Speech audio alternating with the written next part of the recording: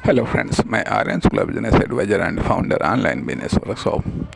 आज हम बात करेंगे कि बिजनेस एडवाइस का आधार क्या होता है।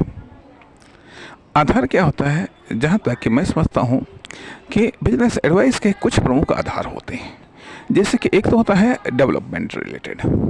जब आपका बिजनेस, जब आपकी फर्म, दुकान, कंपनी प्रोडक्ट या सर्विस प्रोग्रेस नहीं कर पाती है, तो एक बिजनेस एडवाइज़र की आवश्यकता होती है, उसके कॉमर्शियल एडवाइस की ज़रूरत होती है।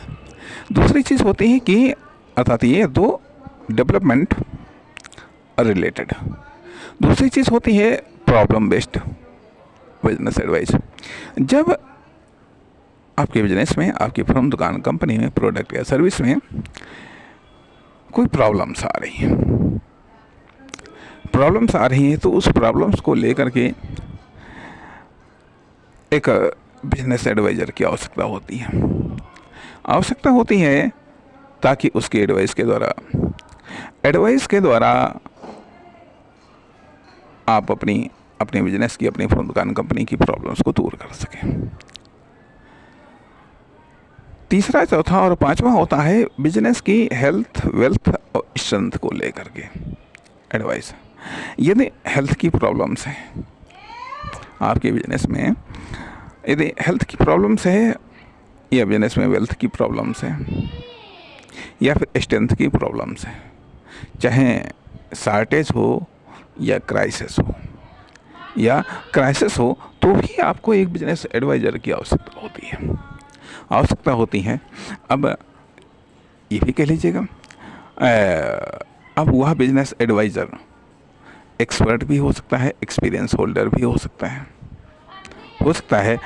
या फिर स्किल्ड धारक भी हो सकता है। इन्हीं भी जिसकी एडवाइस काम कर जाए। अर्थात इस प्रकार से हम ये कह सकते हैं, कुछ प्रोफेशनल बिजनेस एडवाइज़र होते हैं, कुछ नॉन प्रोफेशनल एडवाइज़र होते हैं। अब किसी भी प्रॉब्लम्स के लिए या किसी भी आवश्यकता को पूरा करने के लिए, जैसे बताया गया, 3 मेथड होते हैं। 3 मेथड होते हैं: एडवाइस मेथड, सर्जिकल मेथड और एडॉप्टेड मेथड। तो ये कुछ प्रमुख आधार होते हैं बिजनेस एडवाइस के। या फिर कभी कभी ऐसा भी होता है कि जब किसी फर्म, दुकान, कंपनी के फंक्शंस सही प्रकार से काम नहीं करते हैं या सही प्रकार से नहीं चलते हैं, या कभी कभी प्रॉब्लम्स का कारण हमारी समझ में नहीं आता है, तब भी एक बिजनेस एडवाइज़र की आवश्यकता होती है। अब यहाँ पर भी 2 चीज़ें आती हैं कि सवाल इस बात का उठता है कि एक होती है वर्किंग प्रॉब्लम्स, दूसरी चीज़ बिजनेस प्रॉब्लम्स।